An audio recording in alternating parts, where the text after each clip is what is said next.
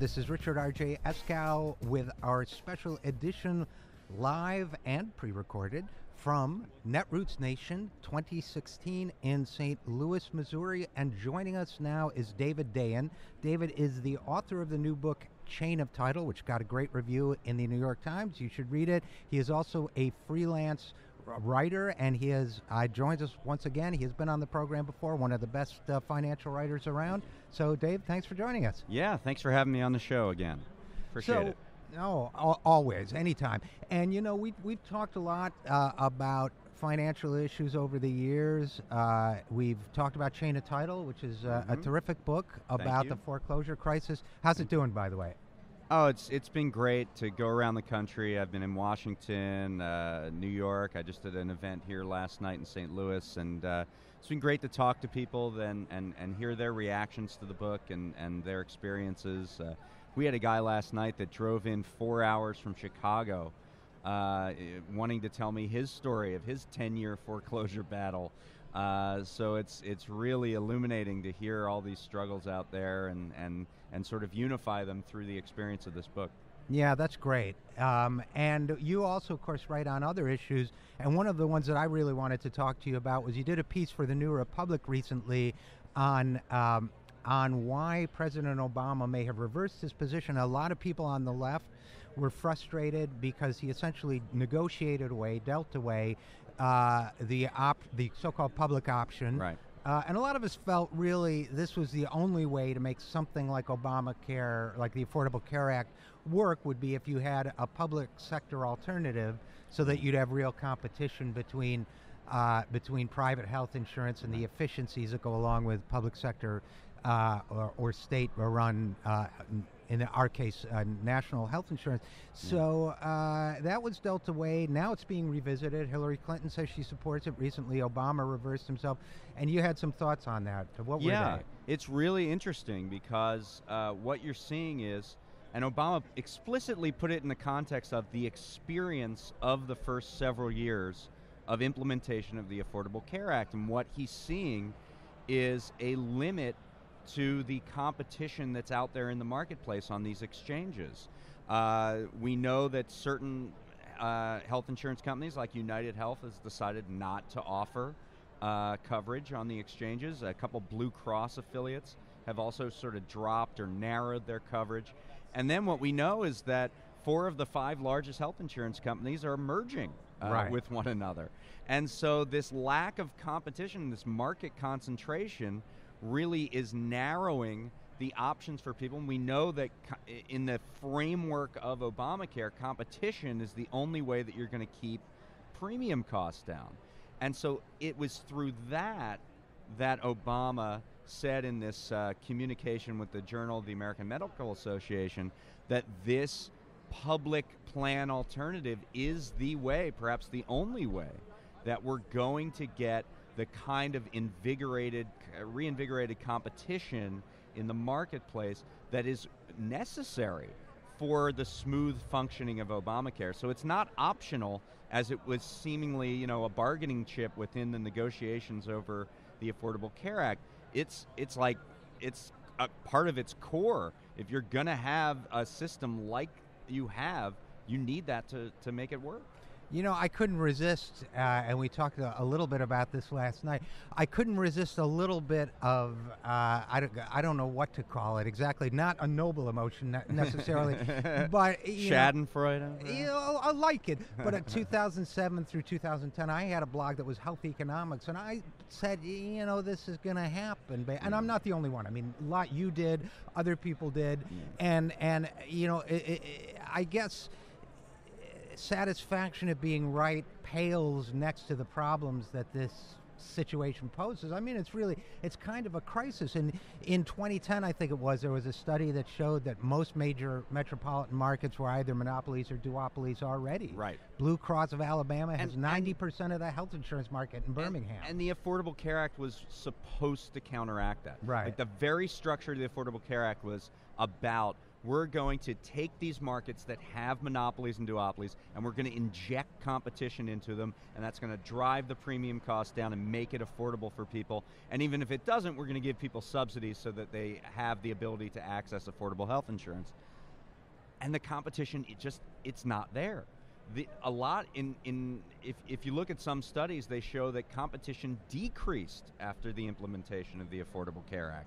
And that's because... Well, that's interesting. What was was there a theory as to why that would be? I haven't seen that. I think one reason is that what you're seeing is market concentration on both sides of the transaction. Mm-hmm. So what we've seen is a rapid consolidation of hospitals. Regional hospitals chains are teaming up and building monopolies at the regional level for providers. And that's to get a jump on insurance markets in negotiations over provider rates. And so insurance companies are sort of reacting to that. And so you see consolidation at both ends of the chain. And the problem is that, hospital markets are regional, but insurance markets are national. So you're always going to have more consolidation on the insurer side, and of course the ultimate consolidation on the insurer side would be a single payer from the government. But what we're seeming to be moving towards is a single payer for-profit option almost, right? With a monopoly option, and we know that that's bad for consumers. Well, that's really well said. And again, we're talking with David Dayen, author of the book Chain of Title. It's even worse than that, Dave, because we have exactly what you just described. We're evolving towards a for-profit single-payer system with subsidies from the United States taxpayer, right, to make it less unaffordable, is the way I would put it. Right. It's still pretty tough for a lot of people to pay some. So you have this middleman sort of sitting within this system. You're supposed to have this system where healthcare the costs are brought down by this sort of nationalization aspect, but you have this for-profit middleman sitting within the system, sucking up those subsidies and making the system much less affordable to the average individual. So why don't they just say, well, let's get all the people who were right about this, who knew this was going to happen. Let's get Dave Dayen, let's get Richard Eskow, let's get whoever, Marcy Will, and I'm sorry, I just had to get that out of my system. But what is the solution? Do you think that Obama's proposal? First of all, good luck getting that through the current Congress. Obviously. But so we're hypothesizing now. But right. If we were to have that. Right. Would that work? Would it be enough? It's a good question. You're a little more sophisticated in these ways of health insurance markets maybe than I am, but there's a promise to a nonprofit alternative that could be able to create this competition, keep honest the for-profit insurance market.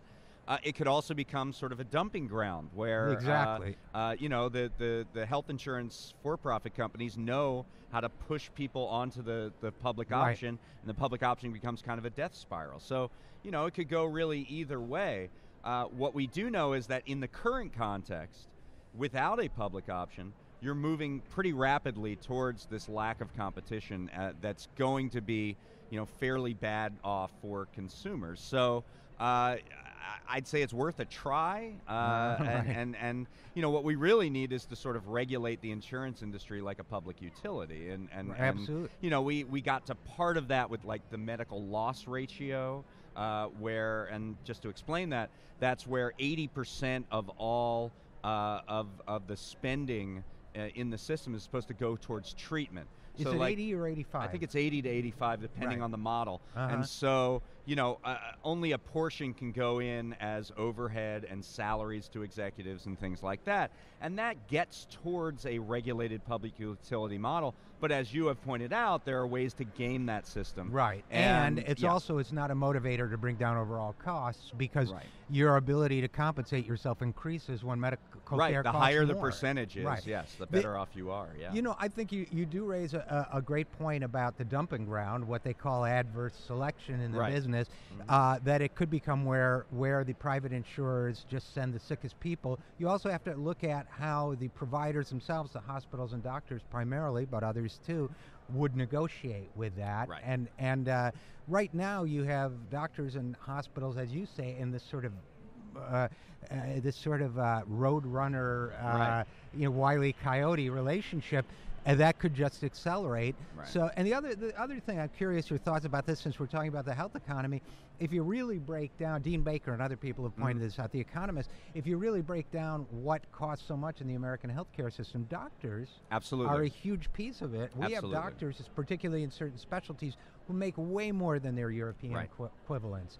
Right. So and ultimately, you're not going to get anywhere with moving towards a more sustainable health insurance system, healthcare system, unless you force the providers to accept lower rates. And Right. and the sort of push and pull with that is that health care has become one of the largest growth industries for jobs Right. in this country. And so when you're talking about cutting provider rates, you're talking about cutting jobs now. And now there's this almost dependency that's being created where you're not wanting to create a situation where you just lose this massive amount of jobs in the health insurance. So you sort of live with the waste and inefficiency in the system because it's a job creation engine. So that is a serious problem that we have to address, and that's going to be very dicey politically. Yeah, people don't realize that if they're not focusing on this stuff, that the health economy in this country is almost one fifth of That's the correct. entire economy, and that we talk about the issues in Great Britain or whatever. The U.S. health economy is bigger than Great Britain's entire economy. So we are talking about a massive problem, Yeah. a massive kind of re-engineering challenge. Right. And But there is promise in that. I don't want to say that you can't cut health care because Right. all the jobs will go away. The promise is that if employers are paying less for health care, they can hire more workers. And Right. they have more money to invest in research and development. They have more money to invest in their people. There's a lot of promise around entrepreneurship if you have a stable health economy Right. that's not burdensome. If you have everybody, with a universal system able to access healthcare, they can, focus. There's no job lock. You can focus on, doing what you want to do, increasing your personal economic liberty. So, Right. I don't want to paint a picture that it's just very depressing and dark, and we're going to have to live with this waste because it's a job. It's dicey politically, but there is a path to say we can actually more intelligently and efficiently design this economic system. Right. So that's the main point I want to get Right, across. no, it's a great point. If we want a jobs program, this is not the best way to do it because Right. it's a very costly way. And if we could bring our healthcare costs down 40%, American products could be more competitive in the global marketplace. Right. There would be more capital freed up for investment. That's kind of the point you're Right. making. So, okay, it's such a fascinating topic, and thanks for this piece on it because I think it was important, the one you wrote in New Republic. I guess we got about a couple minutes left. Yeah. You see any exciting innovations coming up? Anything excite you about economic potential in this country Well, right now? I mean, a lot of what we talked about with health insurance and health care is talking about monopolies. I'm on a panel here tomorrow about how the next president can bust up big corporations. There is a lot of energy and activity, and it's not only across the ideological spectrum of the Democratic Party, but even parts of it are bipartisan, around how antitrust enforcement needs to be revitalized and monopolies need to be brought down. They're grossly inefficient. They not only create cost problems and raise prices, but they create serious quality problems. If you're a monopoly provider, you have no interest in producing products that are of a certain quality for people, because where are people going to go? Of course. Yeah. So I see a lot of energy and activity around that, and I'm really excited, not just about this panel where Zephyr Teachout is the candidate for Congress in New York, who's been talking about this for years, is on the panel.